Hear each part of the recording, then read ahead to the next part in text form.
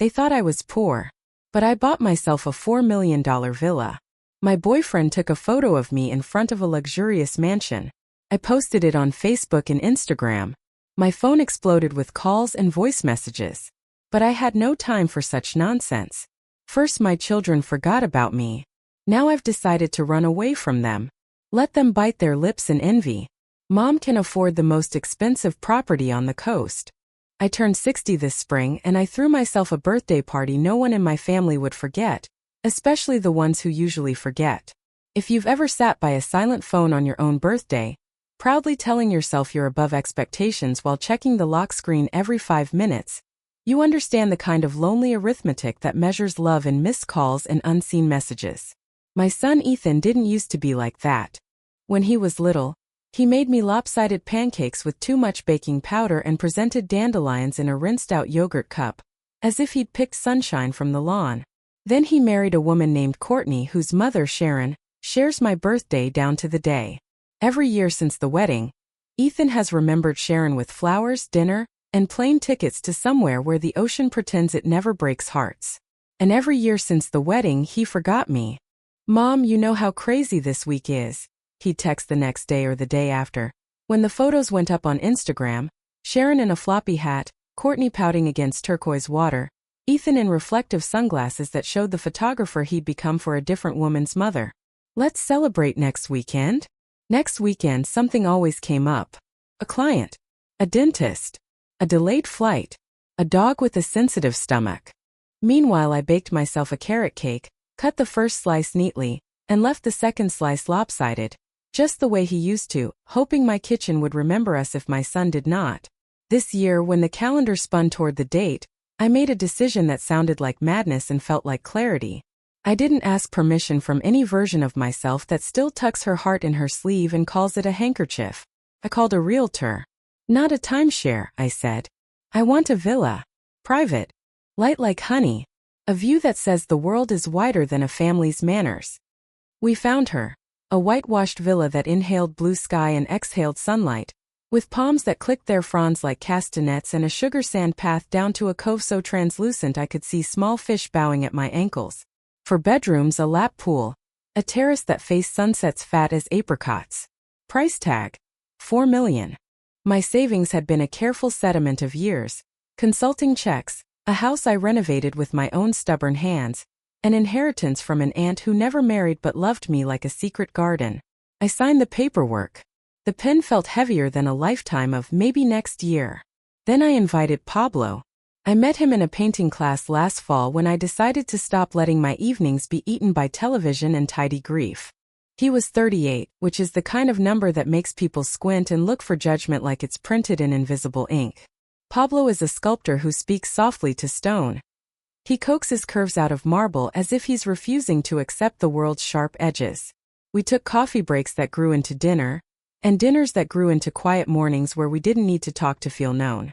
Come away with me, I told him. I want to remember my own birthday before anyone else forgets it. We flew 2 days before the date. I brought silk dresses and a book of Grace Paley stories and a red lipstick named Afterglow. We drank mango smoothies for breakfast and swam before the surface wrinkled with afternoon wind. On the night before my birthday, Pablo seared fish with lime and sea salt, and we danced on the terrace to a playlist of Old Soul and New Hope. At midnight he kissed my palms and said, "Feliz cumpleaños, mi reina," as if the meaning of the day had finally found its rightful address. In the morning light I did something that felt both delicious and dangerous. I posted. Not just a photo, several. The villa, the pool, the kind of breakfast that makes you pretend papaya is a personality trait. A boomerang of Pablo cannonballing into the water, then a slow, tender video of me in a linen robe, hair salt-tousled, laughing into the camera while the ocean blinked behind me like a benevolent god. My phone started humming like a hornet nest. Ethan. Whoa. Mom. Where are you? Courtney. Cute place. How spontaneous. Who took the photos? Smiling face with smiling eyes. An hour later, Sharon. Happy birthday, dear. Where is this? Looks expensive. Then Ethan again because the polite exclamation point wasn't getting answers quickly enough. So seriously. Where are you? I recorded a voice message, Because text doesn't carry the soft authority of a smile. Sweetheart, I said. Then to make sure the audience was the right one, I added, and Courtney. And Sharon, if you're huddled over the phone together. Thank you for your interest. Pablo and I are spending my birthday alone this year. We'll be back later. Enjoy your trip. I didn't mention that I knew this year's trip had been booked before my name could even clear their throats. I didn't mention that my flights had been purchased with a card that paid its own balance and didn't ask my son's approval. I didn't mention the price of the villa. Money makes people rewrite history, and I wanted them to keep reading the current chapter, the one where I wrote myself happy. The messages multiplied anyway. Courtney. When do you get back? We could stop by with cupcakes. Chocolate, your fave?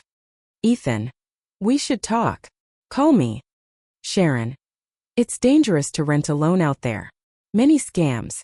Are you sure this is legit? Send the listing. Pablo watched me watch the screen. You don't have to answer, he said. You're allowed to be out of office from your guilt. I'm not guilty, I said, and surprised myself by meaning it. I'm curious. Because here's the thing about being forgotten. It teaches you how to be unforgettable. By sunset, Courtney had moved from cute place to logistics. We could join you, she wrote. Flights are simple. Ethan has miles. We'd love to celebrate with you. Family's everything, right? Whiteheart. Family is everything. But the sentence is always missing its second half. For whom? I opened my camera again. The sun was lowering itself with theatrical timing, gold pouring through the glass railing, the pool turning the color of polished coins. I filmed the terrace, my bare feet, the curve of the horizon. I didn't say a word. Then I posted a caption. Birthday homework. Learn the difference between alone and lonely. 10 minutes later my phone rang. Ethan. Hey Mom, he said. Voice thick with the polite panic of someone realizing the light has shifted and the mirror is honest. Happy birthday. We just thought it looks like you could use company. Baby, I said, and let the word be a blessing and a boundary at once. Thank you for remembering. But this year I'm trying a different tradition. I'm celebrating my birthday with the person who remembered it first. There was a silence on the line, small, puzzled, fragile.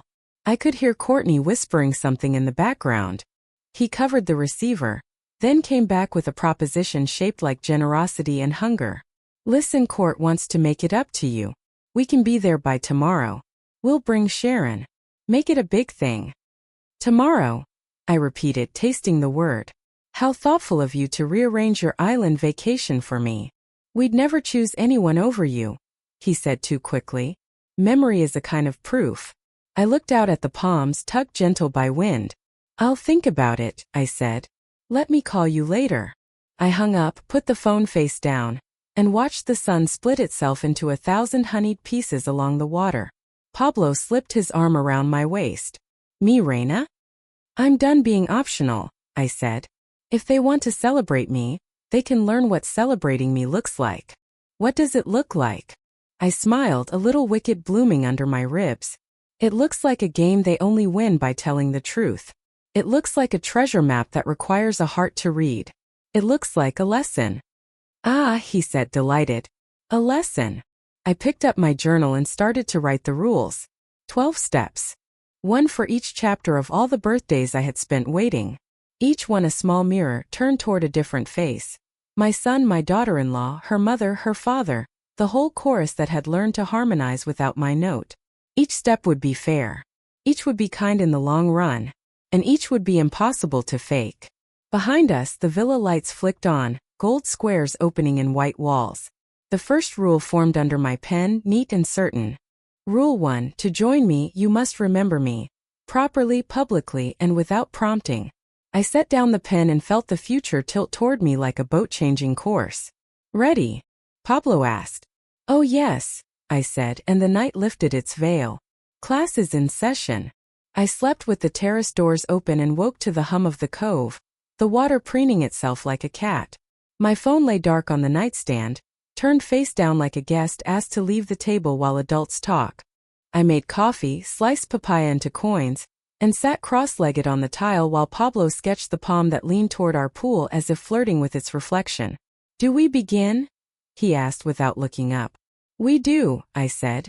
and opened my journal to yesterday's page where Rule 1 was written in my neat teacher's script. For years I taught 3rd grade. I still believed in the spelling test the heart cannot cheat on. I took a photo of the page, Rule 1 centered in the frame, my old wedding band glinting in the margin like punctuation from a different life, and posted it to my Instagram story. No caption, just the rule. 10 minutes later, the dots began to pop at the top of the screen. Ethan saw it. Courtney saw it. Sharon saw it. Even Ed, the father-in-law who never used the word feelings without coughing, saw it. Courtney messaged first. What does that mean? I wrote back. It means what it says. Ethan called. I let it ring, then sent a text. Voice only feels like shortcuts today. Write me. That bought me silence long enough to hear my own thoughts. If guilt is a muscle memory, then boundaries are the physical therapy. They feel wobbly at first, then miraculous. 10 minutes later, a blue bubble arrived. Mom, okay. Properly, happy birthday. I love you. I'm sorry I missed the morning. We'd like to take you out when you're back. Anywhere you want. Name the place. It was the right words in the wrong language. Rule 1 asked not just for a greeting but for witness. Forgetting is private. Remembering should be public. I typed carefully. Thank you. Rule 1 requires you to remember me publicly and without prompting. If you want to join me, post a birthday tribute today. Not a token. Not an old throwaway picture from a holiday where I'm cropping someone else's joy. Something true. One honest memory written by your hand, not Courtney's. Tag me. No edits, no PR. A beat. Then, Mom, that's a lot. Love is a lot, I wrote. So is plain fuel. Pablo raised an eyebrow when I read it aloud. Savage, he said approvingly, shading the palm. Courtney chimed in with sugar. Of course. How sweet. I'll draft something beautiful and have Ethan post. Rule 1, I told her, answers to no substitute. Thanks, Courtney. But it must be Ethan's words. He knows which day I snuck him out of school to see the whales migrate and how he cried when they breached and said the ocean has lungs. He knows the smell of my rosemary chicken and what I asked him to do when he can't sleep. He knows my middle name. This is his homework. Courtney left the chat. That's the thing about sugar. Heat exposes it. I poured more coffee and watched the horizon do its slow trick with the light. At 9:30, Ethan posted a photo of us in our tiny first kitchen. Me in a thrifted denim shirt, him on a stool with frosting on his chin, both of us looking like we had discovered civilization in a bowl. His caption. Every year on my birthday my mom made carrot cake with too much cinnamon because I told her once I liked it that way. She kept making it long after I forgot to say thank you. I forgot other things too. Happy birthday, Mom. You taught me how to look for whales and how to apologize without asking for my pride back. I love you. It unclenched something in me I didn't know I was holding. People think anger is the opposite of love, but forgetfulness is a better villain. Anger at least shows up. Messages poured into his comments from his friends, our neighbors, his old teacher Mrs. Ramirez, who still clips obituaries and wedding announcements with equal gravity. You have a wonderful mother, they wrote, and the words were a lighthouse that finally pointed in my direction. 10 minutes later, Sharon posted a photo of herself on a catamaran, wind doing a little violence to her hat, captioned, sharing my birthday with another special lady out there somewhere. Cheers to us. She added a champagne emoji and tagged no one. It was the verbal equivalent of waving from a parade float. Ed posted nothing. Ed doesn't post. But he texted me directly. Happy birthday. I remember you at Ethan's graduation. You ironed his cuffs in the parking lot. That's a good mom. I smiled. There are men who can only love in eyewitness accounts. It counts. Courtney went quiet.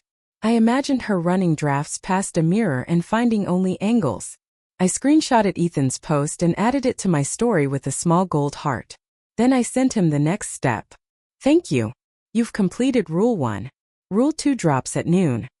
Courtney immediately texted. Rules? Are we playing a game? Yes, I wrote. The winner gets me. At 11:59 I set my phone to Do Not Disturb and wrote Rule 2 in my journal. Rule 2. If you want a seat at my table, bring something besides your appetite. I posted a photograph of my hands.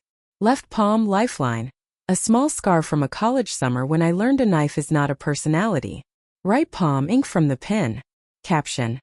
Lunch today is not food. Ethan called again. I let it ring. Text followed. What does that mean? It means this, I wrote back.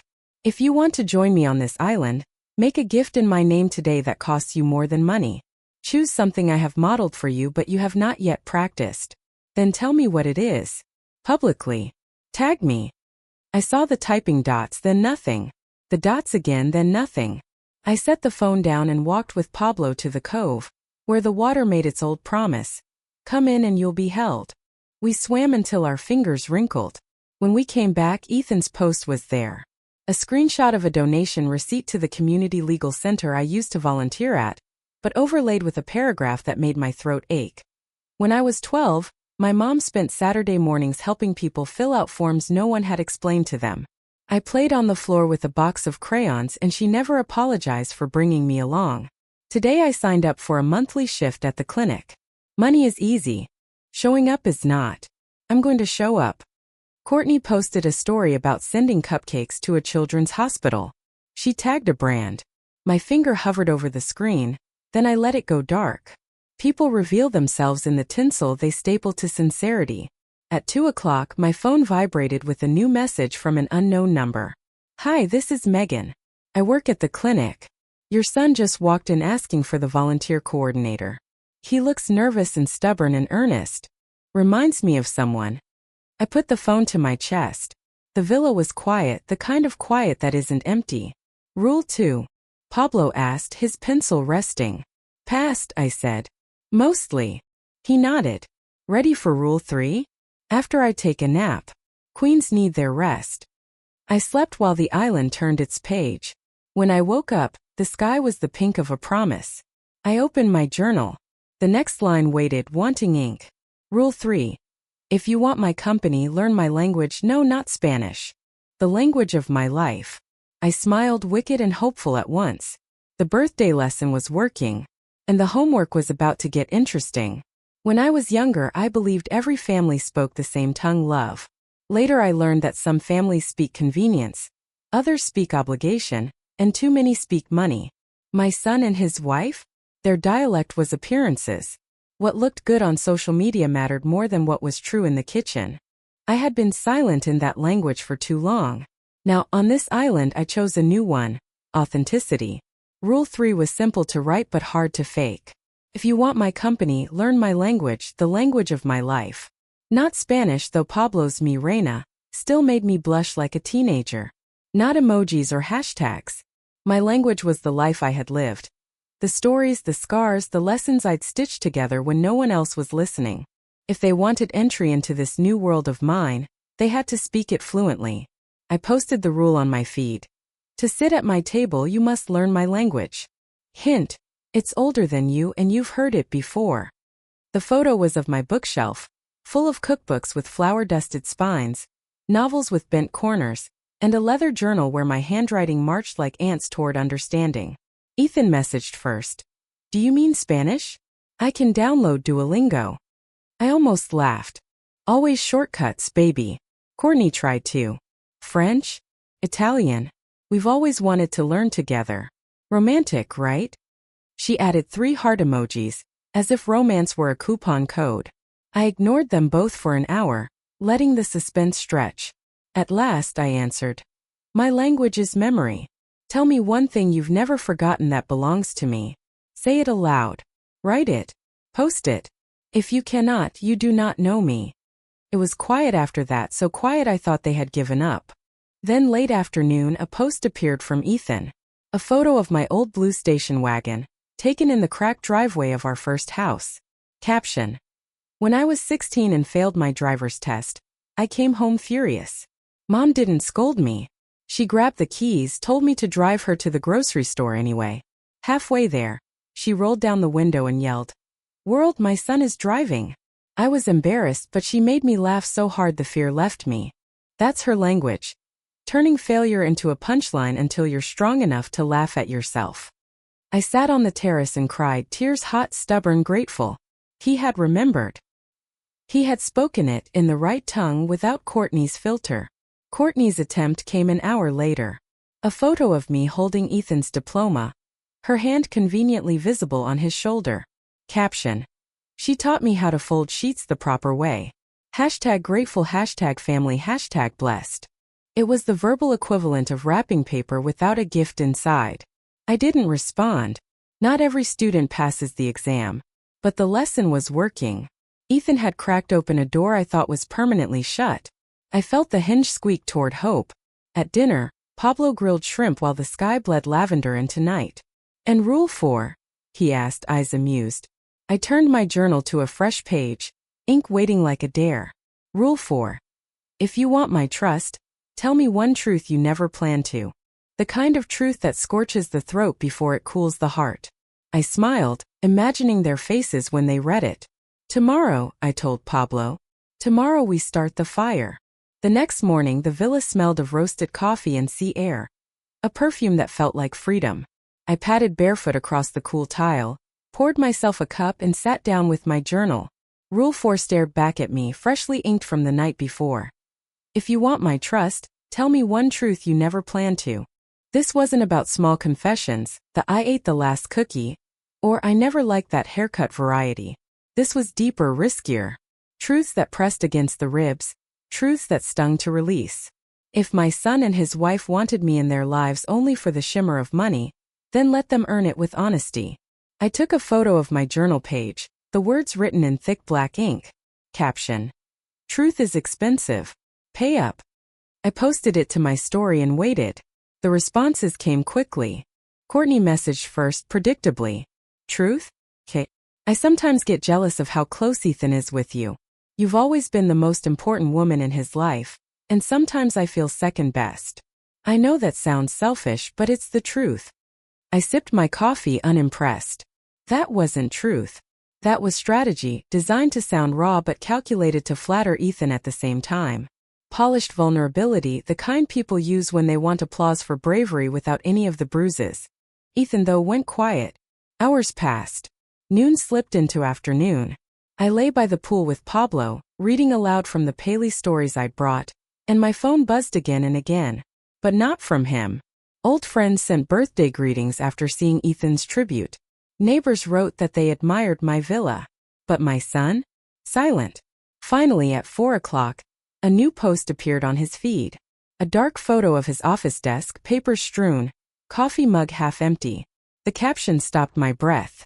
"Here's my truth. Mom, I used to lie every year. I didn't forget your birthday. I remembered. I always remembered. I just didn't want to fight with Courtney about it. It was easier to say nothing than to argue. I convinced myself you'd understand. But the truth is I chose peace in my marriage over respect for you. And now I see that was cowardice. I'm sorry." I pressed my palm over my chest, steadying the ache there. Anger flared, but pride followed, hotter, cleaner. That was the truth. Ugly, sharp, real. Pablo read over my shoulder. "This one cost him something," he murmured. "Yes," I whispered. Finally. Minutes later, another ping. This time a private message from Sharon, my birthday twin. "Truth? I've always thought you were wasteful with your emotions. Too sentimental. Too needy. That's why Ethan forgets sometimes. Men don't like demands." I laughed aloud, a laugh that startled even me. Demands? After 60 years of giving without asking, I was needy? Sharon's truth was not confession. It was cruelty wrapped as explanation. But I screenshotted it anyway. Proof has value. When I didn't reply, she sent another. "Don't ruin this family with these games. Just let us come. That's what everyone wants." But not what I wanted. Not anymore. That night, under a sky dusted with stars, I opened my journal again. Rule 4 was complete. Ethan had passed. Courtney had faked. Sharon had revealed more than she intended. Ed, silent as ever, remained a blank page. I wrote the next line slowly, savoring it. Rule 5. If you want my blessing, give me something you never thought you could lose. I closed the book and smiled at Pablo across the candlelight. "Tomorrow," I said, "the stakes get higher." "Good," he answered, lifting his glass. "Lessons worth learning always do." The sea woke me before the sun did. Its steady rhythm like a teacher tapping chalk against a board. I slipped from bed, careful not to wake Pablo, and carried my journal out onto the terrace. The pages smelled faintly of salt by now, as if the villa itself were listening. Rule 5 stared back at me. If you want my blessing, give me something you never thought you could lose. This was the rule I had been waiting for. Not words, not clever captions, not confessions that sounded rehearsed. This one would cut closer. It would cost. I posted a photo of my closed fist resting on the terrace rail. Caption: hands that bless can also withhold. Rule 5 is sacrifice. Show me what you'd surrender. The phone buzzed almost immediately. Courtney predictably first. Sacrifice? Well, we'll cancel our spa appointment today. Family first. That counts, right? Winking face. I rolled my eyes so hard it hurt. Canceling a massage was inconvenience, not sacrifice. This woman thought love was measured in skipped appointments and Instagram captions. Ethan's message came an hour later. Simple. Hesitant. I don't know if this is what you mean, but I just listed my motorcycle for sale. I always said it was untouchable, but I'll give it up if that's the price of being near you. It's how I'll prove I'm serious. That stopped me. I remembered the day he bought that bike over my loud protests. Mom, it's freedom, he'd said, grinning like a reckless child. He loved that machine more than almost anything. If he really listed it, well, that was something. Then came Sharon. A message long and heavy. I've worked for 20 years building the perfect family image. My truth yesterday was harsh, but I'll give you this. I'll step back. I'll stop orchestrating every birthday trip, every photo, every plan. I'll let go of control if it means Ethan and Courtney can find balance with you. That's what I'd lose, control. I read it twice, skeptical. People don't surrender control. They disguise it. Still, even written words like that were unusual from her. And then late afternoon, the unexpected, Ed. A single text. I'll stop siding with Sharon. I'll stop being silent. I'll stand up for you next time. That's my promise. Silence has been my comfort. I'll give it up. It was the smallest message, but it hit like a hammer.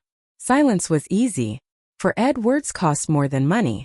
By sundown, I sat with my journal, heart tangled in the weight of their offerings. Some genuine, some hollow, some surprising. Pablo poured wine and leaned against the rail. Do you believe them? He asked. I believe Ethan, I said. And maybe Ed. Sharon's words are pretty, but they're still wrapped in ribbons. And Courtney? She thinks sacrifice is a spa day. Pablo smiled knowingly. So the lesson isn't finished. No, I agreed, tapping my pen against the page. It's only beginning. I turned to the next blank sheet and wrote carefully, deliberately. Rule 6. If you want my forgiveness, return something you once stole from me. The villa lights flickered on as if to underline it. This was the hardest yet. Because the things stolen from me weren't objects. They were years. Memories. Respect. And now I would see if they had the courage to admit what they had taken. Tomorrow, I thought, the game would finally touch bone. Morning slid over the villa in golden ribbons. The cove was still, like a secret waiting to be whispered. I carried my coffee and journal outside, the air warm with salt and promise. Rule 6 stared back at me, heavier than all the others. If you want my forgiveness, return something you once stole from me. This wasn't about jewelry or heirlooms. No one in my family had ever broken into my dresser or emptied my purse. What they had taken was far less visible but far more costly. My time, my joy, my worth. Years when I was wallpaper in their lives instead of the heartbeat. That's what I wanted back. Not the past itself, but acknowledgement. I posted the words with a photo of the ocean swallowing the horizon. Caption: everything stolen leaves a shadow. Bring me back my light. The waiting began. Courtney answered first, of course. She always treated my rules like pop quizzes she could pass by charm. Okay, I confess. I once borrowed your pearl earrings for a party and never returned them. I'll send them back this week. Hope that counts. See no evil monkey. I nearly laughed. Pearls? That was the best she could come up with? The woman thought pilfering accessories was theft. She still hadn't understood. Ethan's message came hours later, raw and clumsy the way real truths arrive. Mom, I stole time from you. Years of it. When I chose to stay quiet instead of standing up for you. I let birthdays pass, let holidays fade. Let silence stretch until you were just background noise. I can't give those years back, but I can give you my time now. From this day forward, you'll never be last on my list again. I'm yours first. I set my coffee down because my hands were trembling. That was it. The thing I had been waiting to hear. He named the theft I felt every night I baked a cake alone. Every morning I checked my phone and found it empty. He saw it now. And he wanted to return what he could. His presence. Sharon predictably sent a manifesto. If you're implying I ever stole from you, I reject that. I gave you a daughter-in-law and grandchildren. If anything, you've stolen attention that should rightfully be shared. But since you're demanding theatrics, fine. I'll return the spotlight I've held. Happy? Her words dripped disdain. Each sentence meant to wound. But I only felt pity. People who clutch the spotlight rarely realize how dim it looks from a distance. And then, unexpectedly, Ed again. A voice message this time. His voice gravelly, awkward. I stole your dignity once. A Thanksgiving. When Sharon mocked your pumpkin pie and I laughed instead of defending you. I knew it hurt. You looked down at your plate and I did nothing. I've thought about it more times than I'll admit. I can't undo it. But I'll never sit silent like that again. I pressed the phone to my ear twice just to hear it again. Ed, the man who spoke in monosyllables, had cracked his silence to give me back something I thought was lost forever. Recognition. By sunset, I felt both heavier and lighter. Some truths sting, some soothe, but all of them strip the varnish from memory. Pablo joined me on the terrace, carrying a platter of figs and cheese. How did they do? Ethan passed, I said softly. Ed surprised me. Sharon failed spectacularly. Courtney is still playing dress-up with other people's jewelry. He chuckled. So what's next? I opened my journal, the ink ready. My pen carved the next command into the page. Rule 7. If you want my love, fight for me the way I once fought for you. I looked out at the sea, darkening to indigo. Tomorrow would not be about confessions or gifts. Tomorrow would be about battle. About whether anyone in my family could finally raise their voice for me the way I had always raised mine for them. And this time silence would not be enough. Sunlight felt different on the 7th morning. Less like an accusation and more like an invitation. Rule 7 sat heavy in my journal. If you want my love, fight for me the way I once fought for you. I traced the letters with a fingertip as if engraving them into my skin. I had stood in schoolyards, principals' offices, boardrooms and hospital corridors for my son. I had weathered insults with a smile and slammed doors when kindness became a negotiation. Now it was their turn to feel what it meant to raise a hand on my behalf. The plan was simple in design and baroque in execution. I was not interested in cheap theatrics, no staged explosions, no viral call-outs. I wanted a true moment. Small, public, and impossible to ignore. A moment that would ask one question and demand an honest answer. Who do you stand with? First, I baited the hook with something they cared about, appearance. I posted an innocuous invitation. Island dinner tomorrow. Sunset. Dress. Seaside casual. Bring your love. I didn't tag them. I told no one in particular. It was an open, gentle lure. Then I set the stage. I invited a few neighbors from the nearby town. People who loved nothing more than watching family drama from a safe distance and who would later be witnesses if needed. Rosa, who ran the bakery and had a sharp tongue. Marco, the retired firefighter who still remembered how to steady a collapsing argument with a single look. And June, a barista whose photos made my villa look like a painting. I asked them only one favor. To be present and to speak nothing unless spoken to. Their presence felt like a jury made of kind, weathered faces. That afternoon I sent another post. A picture of the dining table set long and low, lanterns waiting to glow. A single place card at the head that read, "For the woman who remembers too much." No caption. My phone lit up with guesses and emojis, none of which mattered. The island wind smelled of lime and salt and something sharp I could not name. They arrived as people do in waves. Ethan and Courtney landed just before sunset, lugging an apologetic bouquet and an air of practiced spontaneity. Sharon glowed like someone who'd polished a throne. Ed followed, a little awkward and apologetic in the way of men who can't find their feelings with a map. Ethan hugged me first, tight, real. And for a moment I thought this was the good kind of ordinary. Warm, forgiving, unremarkable. Then Courtney's smile lingered in a way that made me wonder which camera she posed for. We ate, and the food held us like a story told aloud. Pablo and I had chosen dishes that felt like home. Rosemary chicken, a salad with figs and bitter greens, lemon skillet potatoes. Conversation sailed. Memory warmed like bread. At the halfway point, I stood and asked for attention, not with a raised voice but with something kinder, the quiet that announces the beginning of truth. Before dessert, I said, I have to say something. Heads turned. Lantern light softened the edges of faces. Ethan's hand found mine under the table, a small anchor. You all know Rule 7, I continued. Tonight, I want to see what it looks like to fight for someone you love. Not with violence, God forbid, but with the courage to be honest in front of people. I want you to do something small for me. If you love me, defend me in public. Not my reputation, but my reality. A murmur. Sharon flushed like a woman who suspects a trick.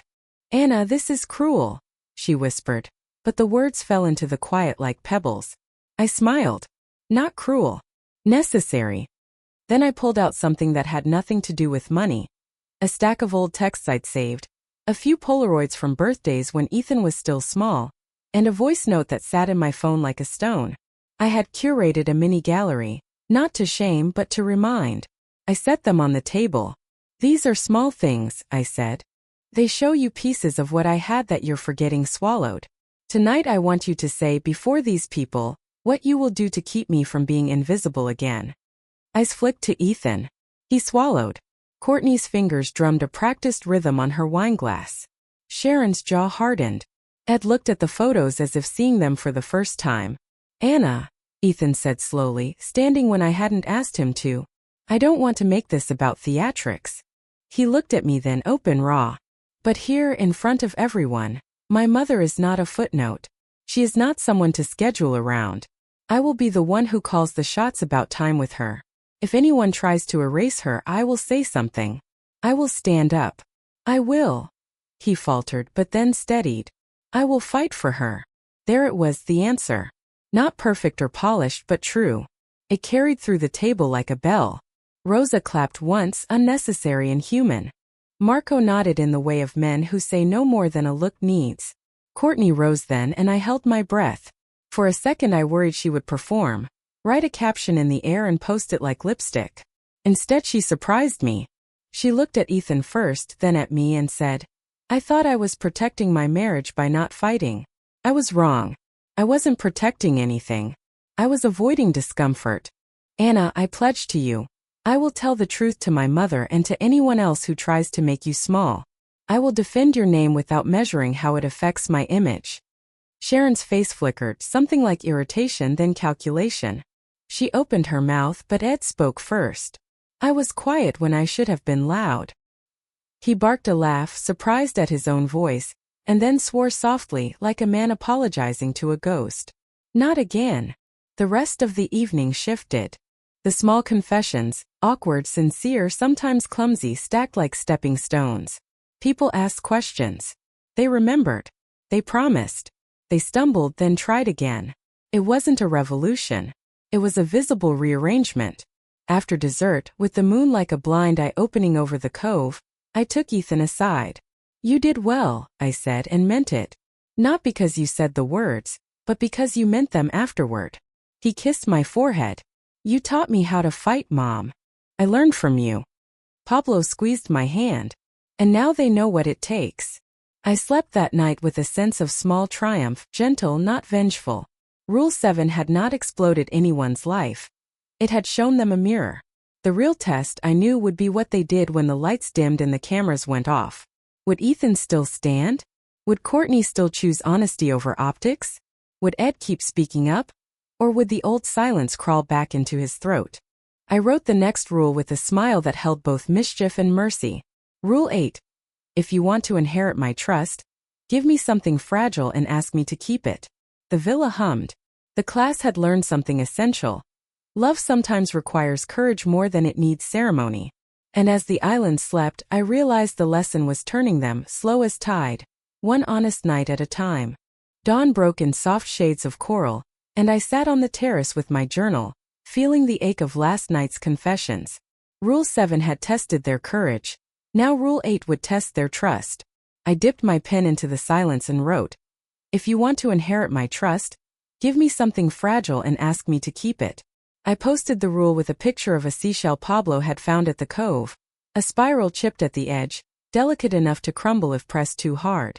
Caption: "Only the breakable can prove who believes you'll protect it." For hours, nothing. The feed was strangely still, as if they were afraid to move. Then around noon Courtney messaged first. "Fragile? Okay, I'll tell you my secret. We've been trying for a baby for years and it hasn't worked. I don't want everyone to know, it makes me feel broken. But I'm giving this to you. Please keep it safe." Her words surprised me. They weren't polished. They weren't dressed up in hashtags or emojis. They trembled.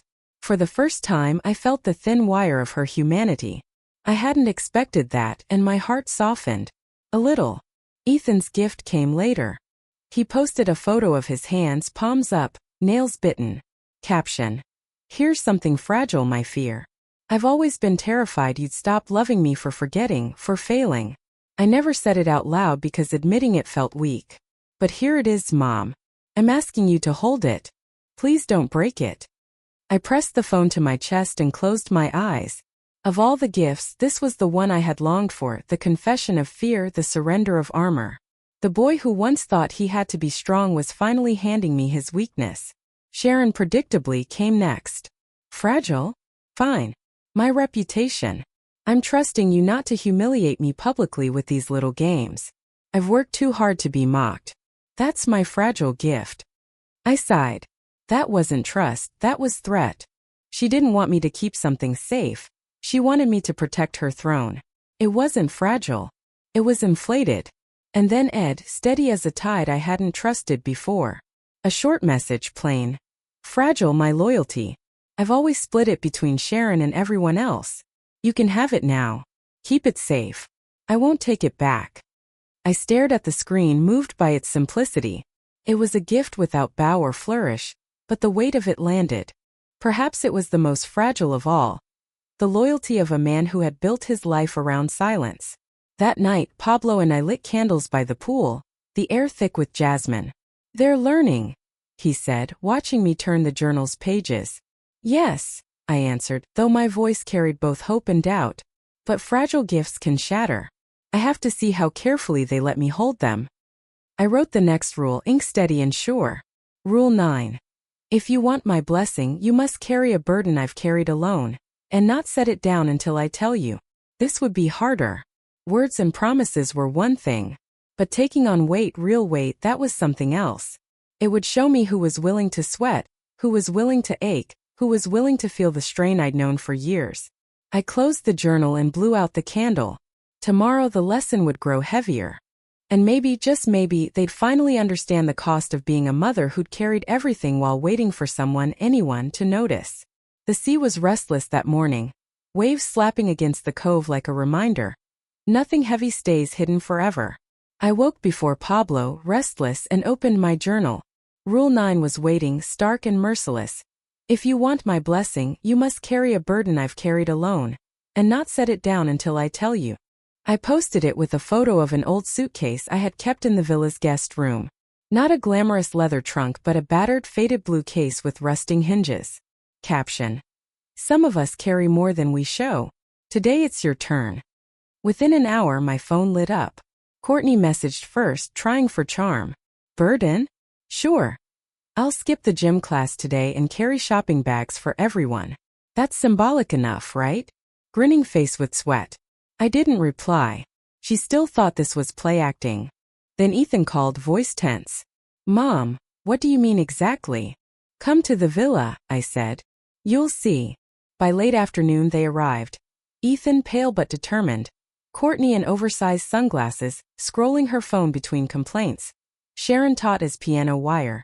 Ed trailing, quiet but watchful. The suitcase sat in the center of the terrace. I rested my hand on it. "This," I told them, "is what I've carried alone for years. My disappointments. My loneliness. My grief. My fear of being forgotten. My anger that you all could leave me behind without a second thought." I pushed the handle toward Ethan. "Today you carry it. Literally. And you don't set it down until I tell you. He blinked, then nodded. He gripped the handle and lifted. The case was weighted with books, stones I had gathered from beaches, and stacks of old journals. It wasn't unbearable, but it was heavy enough to pull sweat from his brow within minutes. Walk with it, I said. Around the villa. Through the gardens. Don't stop. He obeyed.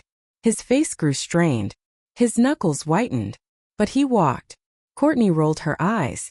This is ridiculous. He's sweating in the sun for nothing. If this is about proving love, can't we just say it? Pablo, leaning against the rail, cut in smoothly. Words are cheap. Weight is not. Sharon finally spoke, her voice brittle. Anna, this spectacle is cruel. You're humiliating him. You're humiliating us. I turned to her, calm but sharp. For decades I carried the burden of being invisible. For decades no one fought for me. No one remembered me. No one saw me. That was cruel. This is justice. It surprised me then. He stepped forward, took the other handle of the suitcase, and without a word began carrying it beside Ethan. Two men, my son and his father-in-law, walking shoulder to shoulder under a weight that wasn't theirs but mine. Something in my chest cracked open. Courtney stood frozen, her lips parted as if she'd argue but couldn't.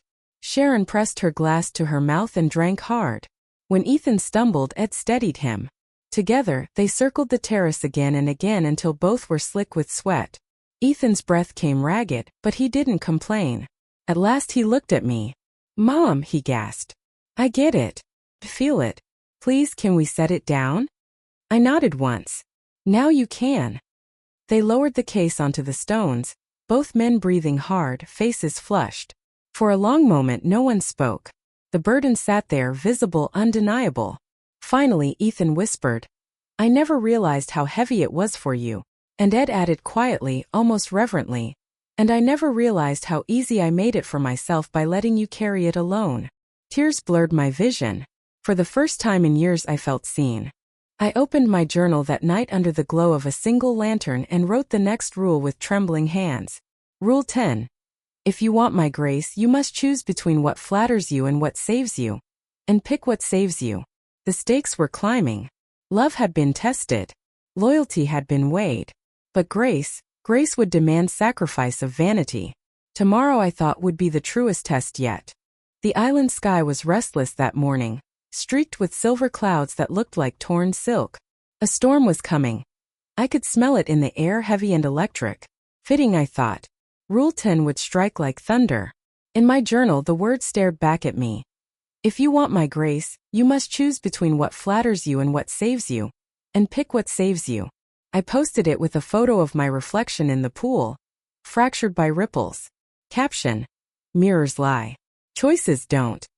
By afternoon, they gathered again on the terrace. Ethan, still sore from yesterday but resolute. Courtney, polished to perfection in a linen dress, her smile bright and brittle. Sharon, jaw set like granite. And Ed, quiet, observant, as though he alone respected the air between words. Pablo stood nearby, hands tucked in his pockets, my silent ally.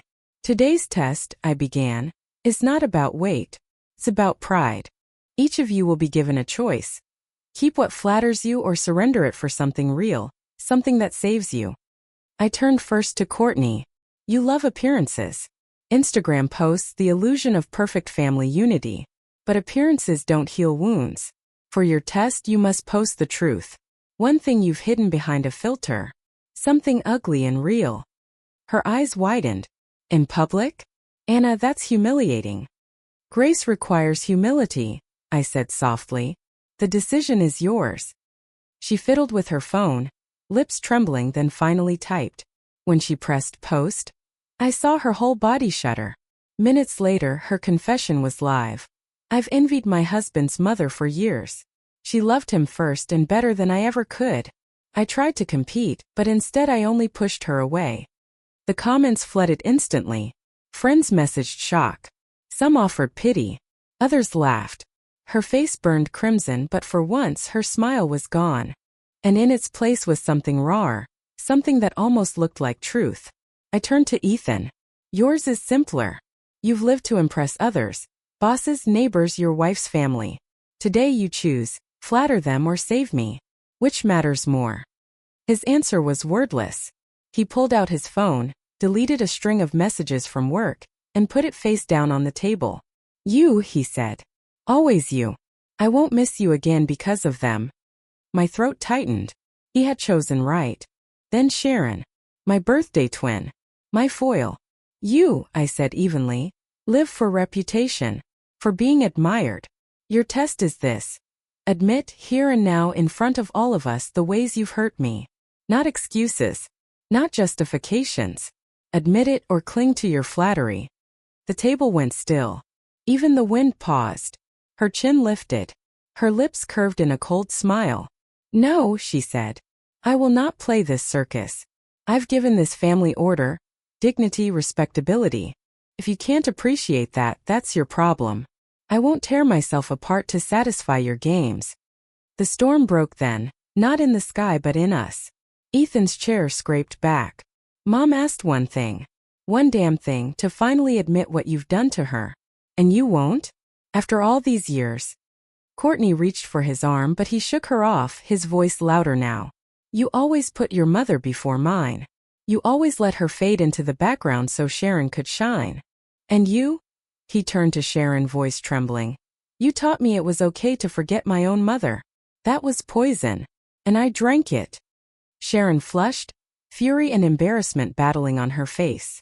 Don't talk to me that way, Ethan. But Ethan didn't back down. His fists shook at his sides and for the first time, I saw him not as my boy, not as her pawn, but as a man drawing a line.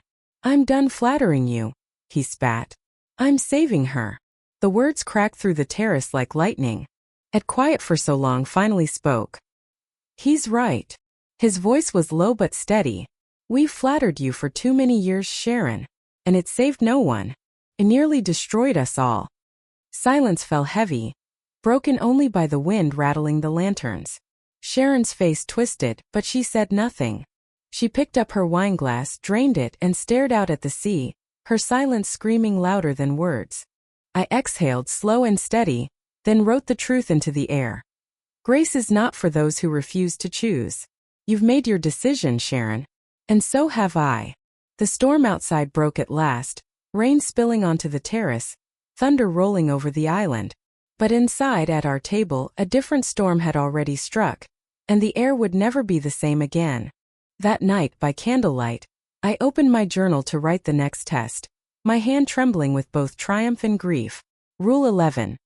If you want my legacy, you must give me a vision of a future where I matter.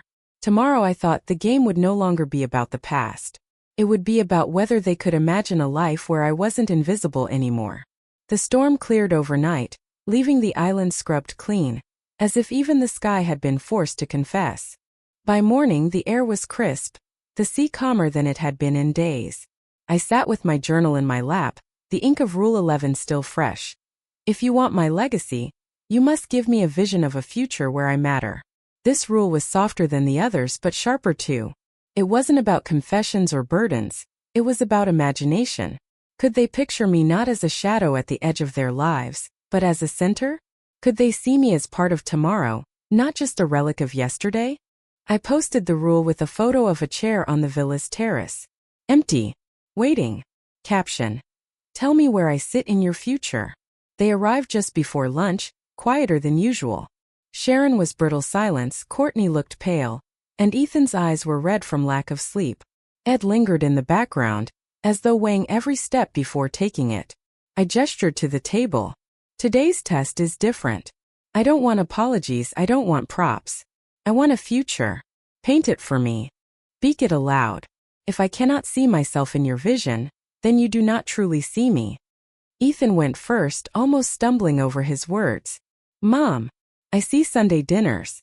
Every week. Not postponed, not when it's convenient. You at the head of the table, like it should have been all along.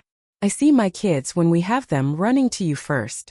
I see vacations where you're not a second thought but the first ticket we buy. I see you as part of everything. Always. Tears pricked my eyes but I held steady. He was learning finally.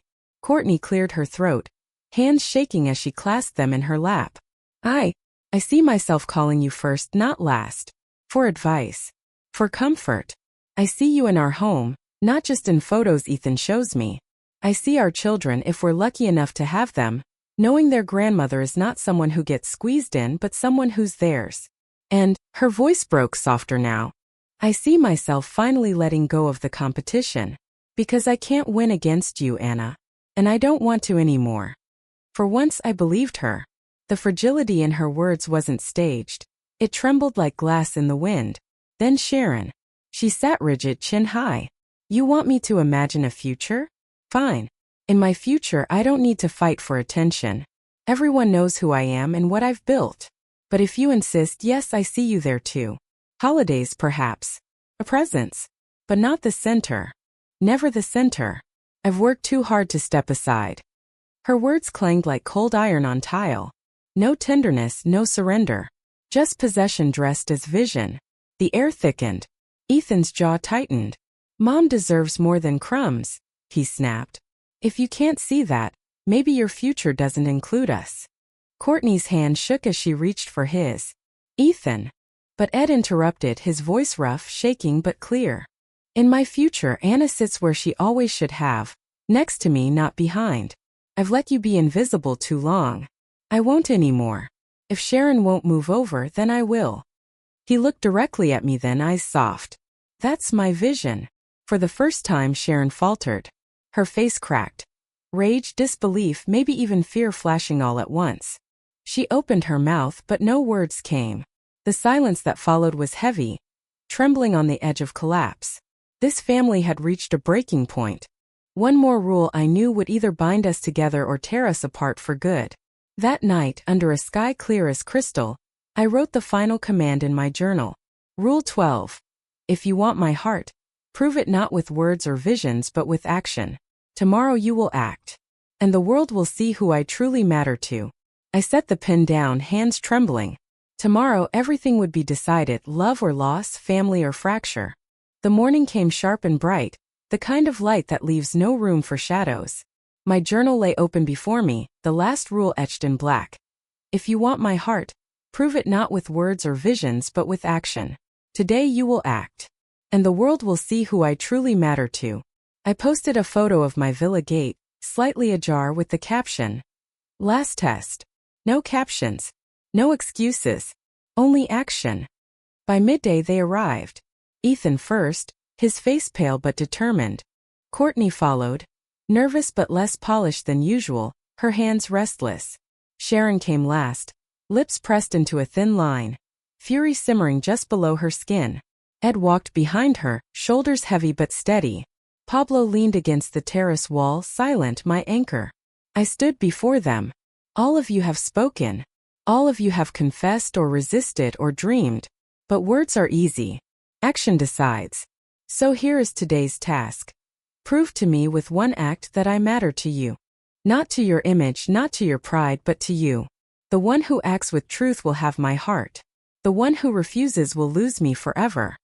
The sea roared behind us as though echoing my decree. Ethan moved first. He pulled out his phone, not to post but to call his boss.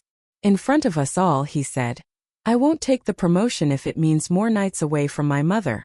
My family isn't just my wife's side, it's my mom. And she will not be forgotten again. His voice cracked, but he didn't falter. When he hung up, he looked at me, chest heaving. That's my action, Mom. Choosing you over ambition. Tears pricked my eyes, but I stayed silent. I needed to see them all. Courtney stepped forward next. She opened her designer bag, pulled out her wedding ring and placed it in my hand. This ring has been my shield, my proof I belonged in this family. But today I give it to you. If I can't learn to love you without competition, I don't deserve to be Ethan's wife. My action is surrendering my pride. Keep it until I've earned it back. Her hands trembled, but her eyes were clear. For the first time she looked stripped of artifice. Then Ed. He walked to the center of the terrace and with a slow breath turned to face Sharon. His voice was steady. My action is this. I stand with Anna. Publicly. Here. Now. No more silence, no more shadow. If that means losing peace with you, Sharon, so be it. I won't watch her be erased again. He took my hand and pressed it firmly, not as a lover but as an ally, A man finally breaking his lifelong silence. And then Sharon. She rose, trembling with rage. This is manipulation. You've turned my family against me with these games. My action? She grabbed her phone, lifted it high and hissed. My action is walking away. I won't be part of this circus. She stormed off toward the gate, her footsteps sharp, her back stiff. The slam of the gate echoed like a gavel. The terrace fell silent. Rain clouds gathered on the horizon, but inside me a strange calm bloomed. I looked at Ethan, at Courtney, at Ed. Their faces were raw, stripped of flattery. I had asked for action, and they had given it, costly, clumsy, but real. Sharon had chosen pride over love, and now the choice was written in stone. I closed my journal, the final page complete. The lesson is over, I said softly. And so is my waiting. I matter. I always did. Now you know it too. Ethan wrapped me in his arms, his tears wet on my shoulder. Courtney, silent, slid the ring back into my palm, whispering, "Please keep it for now." Ed bowed his head, relief flickering across his lined face. Pablo came to my side, his hand warm in mine. "Mi reina," he murmured. "You've won." "No," I whispered, gazing at the horizon, where storm and sun collided in gold and gray. "I haven't won. I've remembered who I am. And that is enough." The waves crashed louder, as if applauding. The villa glowed with lantern light. And in that moment I felt not forgotten, not invisible but whole. The game was over. The heart was mine again.